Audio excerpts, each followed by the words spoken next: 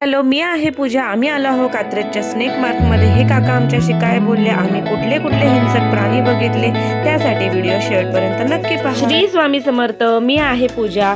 आज आपल्या व्लॉगमध्ये तुम्हाला दाखवत आहे कात्रजची बाग, ज्या बागेचं नाव खरं राजीव गांधी प्राणी संग्रहालय आहे, पण या बागेला आपण कात्रजची बाग, स्नेक पार्क किंवा सर्पोद्यान म्हणूनच ओळखलो नाही का, कारण हे नाव तर टोपण नाव पडलं आहे. तर या बागेचे तिकीट चार्जेस असे आहेत: मोठ्यांसाठी 60 रुपये आणि लहान मुलांसाठी पण 60 रुपये असे चार्जेस होते. काहीतरी एज क्रायटेरिया आहे, त्यांना फक्त फ्री आहे. मे बी बिलो 5 इयर्स असा असेल. चला, तर आता आपण पुढे निघालो आहोत. आत आल्यावर तुम्हाला 2 असे मार्ग दिसत. एक लेफ्टला आहे, तो स्नेक पार्कचा पॉइंट आहे. सगळे तुम्हाला इथे साप वेगवेगळ्या प्रकारचे बघायला मिळणार आहे. आणि उजवीकडे हिंसक प्राण्यांचा सेक्शन येतो. त्याचे फ्रेंड्स थांबले तिथे. लहान मुलांना अशी एक्साइटमेंट खूप असते प्राणी वगैरे पाहण्यासाठी, आणि त्याबद्दल आपण पण त्यांच्यासोबत इतकं हरवून जात होतो. म्हणजे मला स्वतःला इतका वेगळा अनुभव आला. हे बघा, इकडे सगळे असे वेगवेगळे स्नेक्स ठेवले होते. खूप असं हॉरिबल वाटत होतं पाहायला. आरोग्याचे प्रश्न चालू होते. मम्मी, या नेटमधनं तो बाहेर आला तर, या जाळीतून तो किती छोटा आहे. आणि इकडे तुम्ही पाहता, इकडे आहे छोटंसं कासवाचं पिल्लू. म्हणजे हे टॉर्टाईज सेक्शन होतं या बाजूचं, म्हणजे त्याला लागून समोरच्या बाजूला होतं. असं म्हणजे खूप लोक अशी गर्दी करत होती स्नेक्स पार्कमध्ये. संडेचा दिवस होता, आम्ही गेलेलो. म्हणजे शक्यतो विकेंडला जाणं टाळाच तुम्ही. हे पहा, हे असे सेल्फी पॉईंट होते. सेल्फी पॉईंटला पण बरीचशी गर्दी होती.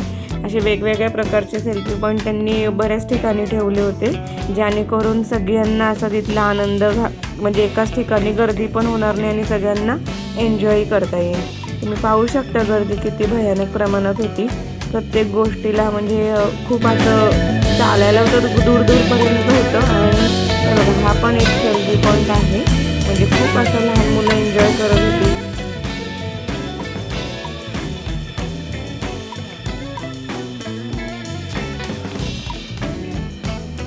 तुम्ही जर प्लॅन करत असाल तुमच्या मुलांना घेऊन यायचा, तर खूप छान उत्तम प्लॅन आहे.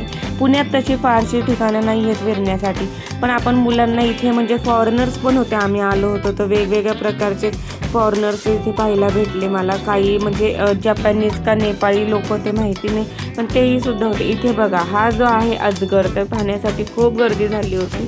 तुम्ही पाहू शकता. अजगर म्हटल्यावर मुलांना वेगळीच भीतीदायक वातावरण होते. त्याची लांबी रुंदी खूप जास्त होती. फार अशी भीती वाटत होती जवळ जाऊन पाहताना. पण आता क्रिसमस वेकेशन पण चालू आहे, तर खूप छान प्लॅन आहे हा. मुलांना तुम्ही वेगवेगळ्या प्रकारचे ॲनिमल, स्नेक्स, सगळं इथे काय आहे ते पाहण्यासारखं आहे. हा बघा, घोणस हा जातीचा साप आहे. हा खूप विषारी असतो, म्हणून जास्त काही ते क्लिअरिटी आलेली नाही आहे फोनमधनं.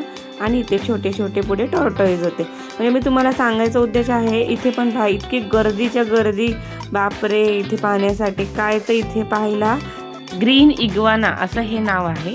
ॲक्च्युली लहान मुलांना ह्याची पोएमसुद्धा आहे. हे बघा, मॉलमध्ये फिरायला तर आपल्या मोठ्या लोकांना आवडत असते, पण लहान मुलांना हे प्राणी, परत असे साप, स्नेक, सगळे वेगवेगळ्या प्रकारचे प्राणी बघून इतका आनंद होत असतो ना. म्हणजे माझ्या मुलीच्या चेहऱ्यावरचा आनंद मी तुम्हाला सांगू शकत नव्हते. काय एक्साइटमेंट होती ती. इवन माझा पण चेहरा तुम्ही मगाशी पाहू शकता. खूप असं म्हणजे मी हरवून लहान होऊन बसले होते. असं मला झालं तर काय बघू काय पाहू. हे बघा, हे सगळे विषारी साप आहेत, म्हणून हे काचेच्या पेटीत ठेवलेले आहेत. पुढे आम्ही आलो आहोत मगर पाहण्यासाठी. मगर पाहायला इतकी तुफान गर्दी होती ना, आणि त्यामुळे एक वेगळंच, मगर म्हटल्यावर भीतीदायक वातावरण पण होतं, त्यामुळे नीट शूट करता आलेलं नाही. तर मुलांनो, आता आपण पाहत आहोत हा प्रकार जो आहे ती घोरपड आहे. घोरपड ही शिवाजी महाराजांच्या काळात मावळे, किल्ले, गड चढण्यासाठी वापरत असे. तुम्हाला माहिती आहे का? तुम्ही आश्चर्य करत असता नाही का? मी आराला पण हे सगळं समजून सांगत होते. पाहताना तिचा चेहरा बघा, ती कसे एक्सप्रेशन करत होती. तिला इतकं, म्हणजे आपण जेव्हा मुलांना घेऊन जातो, तुम्हाला मुलांना ही माहिती पण देणं आवश्यक आहे. त्यांनाही छान वाटतं ऐकायला. अरे बापरे, घोरपडीचा वापर करायचे किल्ले चढण्यासाठी.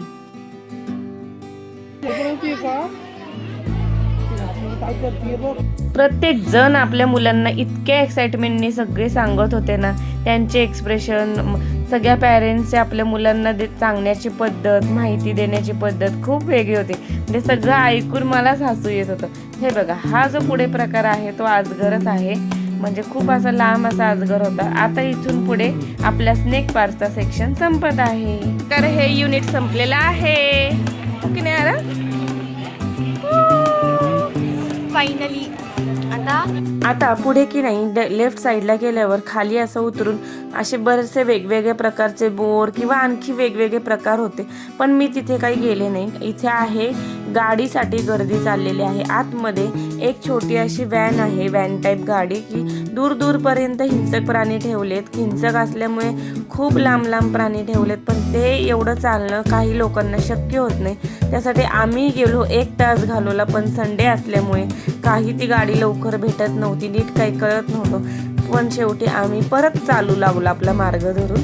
पण तुम्हाला सांगते, जर त्याचे पण तिकीट चार्जेस सांगते. तुम्हाला जर गाडी करायची असेल आतमध्ये तर त्या गाडीचे 50 रुपीज असे चार्जेस आहेत आणि लहान मुलांचे 30 रुपये असे चार्जेस आहेत, 30 रुपीज. आणि तुम्ही पाहू शकता, हे आहे अस्वल. पुढे आल्यावर खूप असं चालून आल्यावर इथून पण आम्ही त्या साईडला जाऊन अस्वलाचा मगाशी व्ह्यू घेतलेला होता. आणि इथे आहे हरणाचाच एक वेगळा प्रकार, चितळ असा आहे, तो पाहिला आणि पुढे चालू लागलो.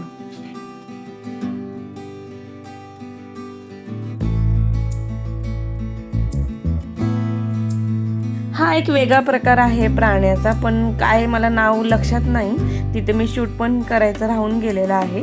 पण तुम्हाला सांगते, आतमध्ये खाण्यापिण्यासाठी काही नाही आहे आणि तुम्हाला बाहेरूनच येताना तुम्ही प्लॅस्टिक आणू शकत नाही एका बॅगमध्ये, किंवा ते कापडाची किंवा अशी कागदी पिशवी पण देतात आपल्याला, प्रोव्हाइड करतात. तुमचे चिप्स वगैरे काय असेल ते कागदात काढा म्हणतात. आरा तुझी फ्रेंड आहे, आरा तुझी फ्रेंड होती. आता आपण पुढे जात आहोत हत्ती पाहण्यासाठी. इतकी एक्साइटमेंट होती हत्ती पाहायची. चालणं पण बरंच होतं, लांब लांब सगळे प्राणी ठेवले होते. आणि त्याच्या पुढे आपल्याला हे किंग ऑफ दी जंगल पण पाहायचं होतं. हे बघा, हे जे लोक मी तुम्हाला दाखवले, शूट केले, ते जपानीज का नेपाळी काहीतरी होते. कारण इतके फॉरेन कंट्रीजमधले लोक आली होती प्राणी पाहण्यासाठी. कारण तुम्हीच पहा ना, इथे इतके प्राणी आहेत. तुम्हाला सांगते, हिंसक प्राण्यांमध्ये लांडगा होता, अस्वल होतं, परत वाघाचे 2 प्रकार, चित्ता, परत म्हणजे तुम्हाला सांगते प्रत्येक ह्याच्यात 2-3 प्रकार, हरणांचे वेगवेगळे प्रकार. सगळी गर्दी, एवढं चालून आले लायन बघण्यासाठी. फक्त काय तुफान गर्दी होती लायन पाहण्यासाठी. बाप रे, काय ते मुले अंगा खांद्यावर. जसं आपण गणपती पाहायला गर्दी असते ना, तसं हा किंग ऑफ दी जंगल पाहण्यासाठी गर्दी होती. काय सांगू तुम्हाला, सगळी लहान मुलं इतकी ओरडत होती जोर जोरात.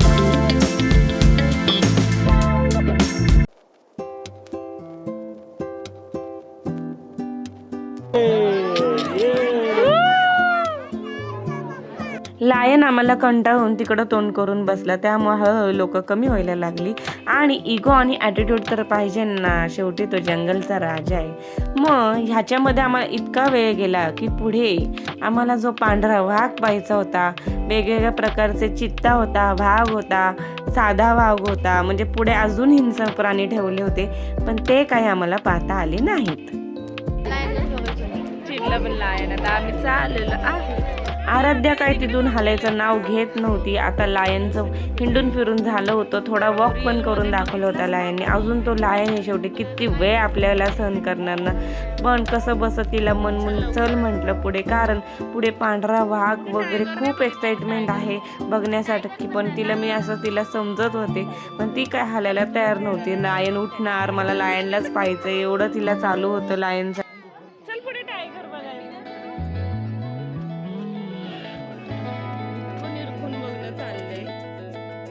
पुढे आलो आहोत आम्ही हरिण पाहण्यासाठी. तर लागूनच लायनच्या पुढे हरणांचा असा कळप आहे. इतकं छान वाटत होतं, मनमोहक असं दृश्य की तिथून हालं असं वाटत नव्हतं.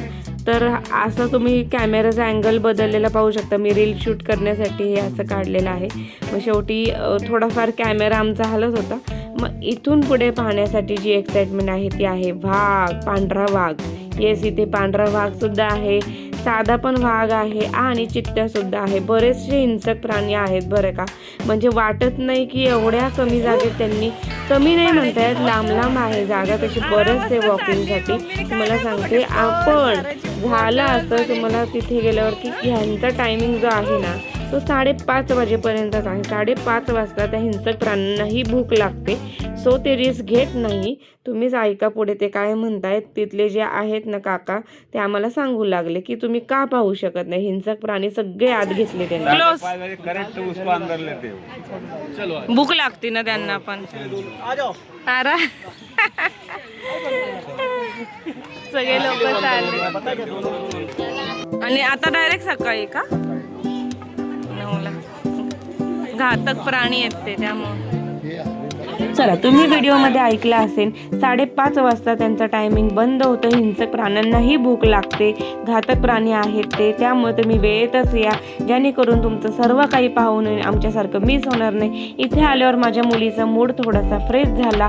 इथे आम्ही थोडेफार सेल्फी काढले आणि इतकी प्रचंड भूक लागली होती की बाहेर वडापाववर ताव मारला. तिला मी कसं बसं मनवलं की आपण पुन्हा पांढरा वाघ पाहण्यासाठी येऊ. मुलांना खरंच हिंसक प्राणी म्हणले, ॲनिमल्स म्हणले ते वेगळे अट्रॅक्शन असतं. तुम्ही पण नक्की तुमच्या मुलांना घेऊन आणि चॅनलला सबस्क्राईब करा.